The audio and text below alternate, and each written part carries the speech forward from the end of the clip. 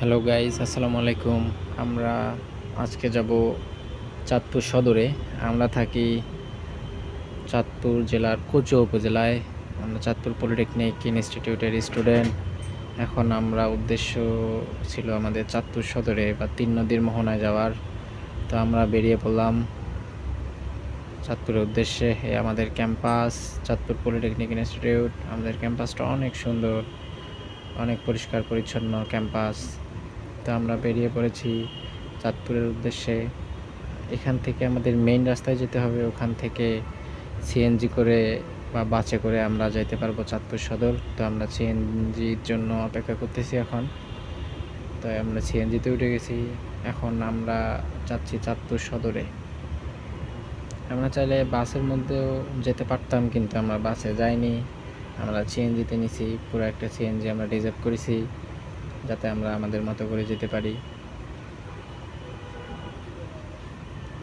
সেই সুবাদে ভিডিও করা। জায়গাটা অনেক সুন্দর। রাস্তার দুই পাশ দিয়ে গাছ, মাঝ দিয়ে রাস্তা।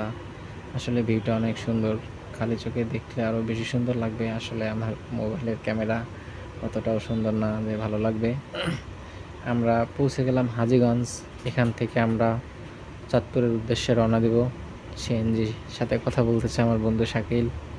তো আমরা এক পর্যায়ে সিএনজি ভাড়া সব ঠিক করে উঠে গেলাম। আসলে আমরা জানতাম না সিএনজির ভাড়া কত। তো আশেপাশে মানুষজনকে জিজ্ঞেস করছিলাম, আমরা করে জেনে নিয়েছিলাম যে হাজীগঞ্জ থেকে চাঁদপুর সদরের ভাড়া কত। তো আমরা এখন চাঁদপুরের উদ্দেশ্যে রওনা দিলাম। আমরা যাব চাঁদপুর সদর, তিন নদীর মোহনা জায়গাটার নাম। মানে ওখানে যতদূর শুনেছি, আমি যাইনি কখনো চাঁদপুর সদরে, ফার্স্ট টাইম যাওয়া। লেখাপড়া করি চাঁদপুর, সেই সুবাদে আমাদের ক্যাম্পাসটা চাঁদপুর সদরে পড়েনি, ওটা কচুয়া উপজেলা। তো আমাদের সেমিস্টার ফাইনাল শেষ, প্র্যাকটিক্যাল পরীক্ষার আগেই আমরা ডিসিশন নিয়েছিলাম যে আমরা একদিন ঘুরে আসবো চাঁদপুর থেকে তিন নদীর মোহনা। ওখানে গিয়ে ইলিশ খাবো, অনেক মজা করবো, এনজয় করব। আমরা বেরিয়ে পড়েছি এই জন্য, চাঁদপুর ঘোরার জন্য। এই তো আমরা চলে আসলাম সেই চাঁদপুর মোহনা। ঢুকতেই দেখতে পেলাম বিশাল এক ইলিশ মাছ। চাঁদপুর যেহেতু ইলিশ মাছের জন্য বিখ্যাত, তাই এখানে একটা ওই করে রাখছে, মানে কি বলে ওটা আমি জানি না, সিমেন্ট দিয়ে করে রাখছে, ইট কংক্রিট দিয়ে। আবার অনেক ভাস্কর্য আছে এখানে দেখা যাচ্ছে, অনেক সুন্দর। জায়গাটা দেখে আমি মুগ্ধ হয়ে গেছিলাম। আসলে জায়গাটাতে অনেক বাতাস ছিল, অনেক। আমরা গিয়েছিলাম গরমের সময়, তো ওই সময়টা অনেক গরম ছিল, আর বাতাসটা নদীর পাশে বাতাস, মানে অনেক ভালো লাগতেছিল। আসলে ভিউটা অনেক সুন্দর।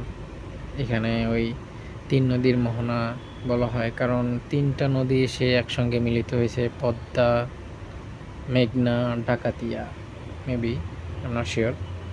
তিনটা নদী এসে একসঙ্গে মিলিত হওয়ার কারণে এখানে তিনটা নদী একসঙ্গে মিলিত হওয়ার কারণে জায়গাটার নাম হয়েছে তিন নদীর মোহনা। তো এখানে অনেক মানুষ আসে ঘুরতে বা নিজেদের সময় কাটাতে বা অবসর সময় কাটাতে। আসলে নদীর পাশে এরকম ঠান্ডা বাতাসে বসে থাকলে যে কারো মন ভালো হয়ে যাবে। এই কারণে দেখেন আশেপাশে অনেক মানুষ পরিবার নিয়ে আসছে। আশেপাশে অনেক ছোট ছোট বাচ্চাও দেখতে পেয়েছিলাম আমরা, তারা এখানে ঘুরতে আসছে। আসলে চাঁদপুরের মানুষ হয়তো বা এখানে তাদের সময় কাটাতে আসে। প্রত্যেকটা জেলারই নিজস্ব একটা, মনে করেন, জায়গা থাকে ঘোরার মতো। তো চাঁদপুরের এটা হলো সেই একটা জায়গা, তিন নদীর মোহনা, যেখানে মানুষজন আসে। অনেক বোর্ড আছে, আমরা চাইলে মানে চর ওখানে যাইতে পারতাম। এখানকার মানুষ ওটা বলে মিনি কক্সবাজার। আসলে আমরা ওখানে যাইনি। তো এখানে আমরা বসেছিলাম, বাতাস অনুভব করতেছিলাম। তো একটা বাচ্চা আমার কাছে আসলো, আসার পর সে আমার কাছে টাকা চাচ্ছে, সে নাকি লিপস্টিক কিনবে। তো আমি তার সাথে অনেক মজা করতেছিলাম, বলতেছিলাম আমার লিপস্টিকের দোকান আছে চাঁদপুর।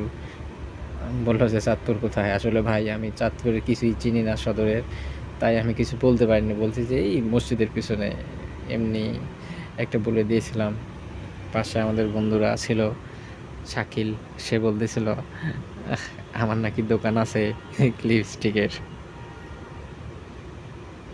তো তার সাথে অনেক দুষ্টামো করতেছিলাম। তার সাথে কথা বলতে বলতে আমরা এক পর্যায়ে সে চলে যায়, তাকে টাকা দিয়ে দিই আমি। এখন আমরা খাইতে যাব, তখন সামনে দেখলাম এই আঙ্কেলটা এই ওজন মাপে এবং হাইট মাপে। তো বললাম যে চলো আমরা ওজনটা মেপি কার কত। তো বন্ধু শাকিল উঠলো, তার ওজনটা এখন দেখা যাক তার ওজনটা কত হয়।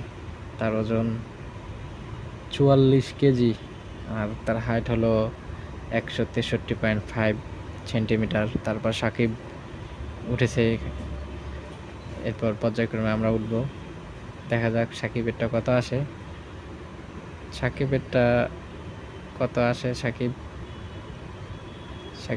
সাকিবের ওজন 65 কেজি। এবার আমার পালা, আমি উঠলাম। আসলে এখানে সব কিছু বেশি বেশি দেখায়। আমার ওজন 65 ছিল না, আমার ওজন ছিল 63। তো 2 কেজি বেশি দেখাইছে। আমার হাইট 5 ফিট 7 ইঞ্চি দেখাইছে, বাট আমি 5 ফিট 7 ইঞ্চি না, আমি 5 ফিট 5 ইঞ্চি, সরি আমি 5 ফিট 6 ইঞ্চি, ওখানে 5 ফিট 8 ইঞ্চি দেখাইছে। এই যে আমাদের কিউট বয় তো চাকমা আমার বন্ধু। তো আমরা মাপার পর আমরা এখন চলে আসলাম মাছ বাজারে মাছ কেনার জন্য। চাঁদপুরে আসছি, ইলিশ মাছ খাবো না, এটা কখনো হয়? এটা কি মানা যায় বলেন? এই জন্য আমরা মাছ কিনলাম। আমরা মাছ কিনে আমরা চাইছিলাম যে দোকান থেকে কিনে খাবো, কিন্তু আমার বন্ধুরা বলে যে না, আমরা নিজেরাই মাছ কিনবো, কিনে সেটা দোকানে গিয়ে ভাজবো বা রান্না করবো, যে কোনো কিছু একটা করে খাবো। তো মাছ কিনলাম আমরা, 1 কেজির জন্য একটা মাছ কিনছিলাম। তো আমাদের 4 জন ছিলাম, হয়ে গেছে। তো এই যে কাকু মাছ কাটতেছে, তো আমাকে জিজ্ঞেস করতেছে আমি ভিডিও করি কেন। আমি বললাম এমনিতে ভিডিও করি স্মৃতি হিসেবে রাখার জন্য। তো উনি বললো আবার কীভাবে মাছ কাটবে, মাছের ডিমটা কি মাছের ওই মানে যে পিস করবে ওগুলোর সাথে রাখবে কি না। তো আমি বলে দিচ্ছি যে কীরকম করে কাটবে, কত পিস করবে। তো সব কাটা শেষে বললো যে মাছের লেজ কি ভর্তা হবে নাকি এমনিতেই ভাজাই থাকবে। আমরা বললাম না, ভর্তা হবে, মাছের ভর্তা, ইলিশ ভর্তা। তো মাছ কাটাকাটি শেষ, এখন মাছ ধোয়ার পালা। মাছ পরিষ্কার করতেছে উনি। তো ওনাদের বললে ওনারা এক্সট্রা কিছু চার্জ নেয়, এটা নিয়ে তারা করে দেয়। তো মাছ ধোয়া শেষ, এখন মাছটা ভাজার জন্য রেডি করতেছে। হলুদ, লবণ এসব মিক্স করতেছে মাছের সাথে। তারপর মাছটা ভাজা হবে। মানে আগে মাথার লেজের অংশটা, যে লেজটা আছে ওটা দিয়ে দিল, কারণ এগুলা বেশি করে করতে হবে একটু ভাজি, কারণ লেজটা ভরতে হবে আর মাথা তো একটু টাইম লাগবে ভাজি করতে। যে ওখানে যে তেলটা ছিল ওনারা বললো যে এই তেলে করলে একটু টাকা কম, আর আমরা যদি নতুন তেল দেই সেক্ষেত্রে একটু টাকা বেশি দিতে হবে।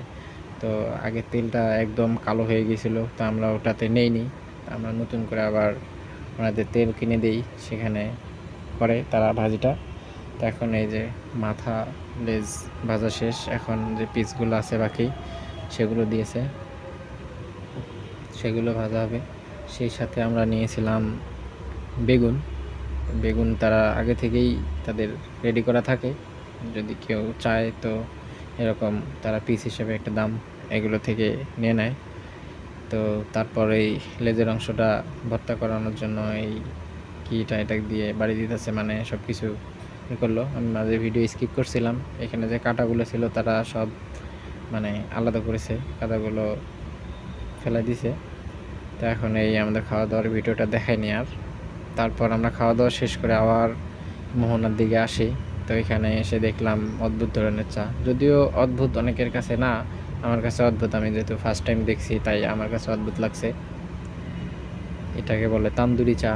তো আমরা ডিসিশন নিলাম যে আমরা তান্দুরি চা খাবো। তো তার জন্য আমরা 4 কাপ তান্দুরি চা নিলাম। তো এই ছিল আমাদের আজকের জার্নি। সবশেষে একটাই কথা, মিস করেছি সবচেয়ে বেশি রাকেশ রে। সে তার ধর্মীয় এক অনুষ্ঠানের জন্য আসতে পারেনি, বাড়িতে চলে গিয়েছিল। ক্লাস তার বোনের এসএসসি পরীক্ষা ছিল, এই জন্য সে আসতে পারেনি। তো এই ছিল আজকে আমাদের দিন। খোদাহাফেজ, ভালো থাকবেন।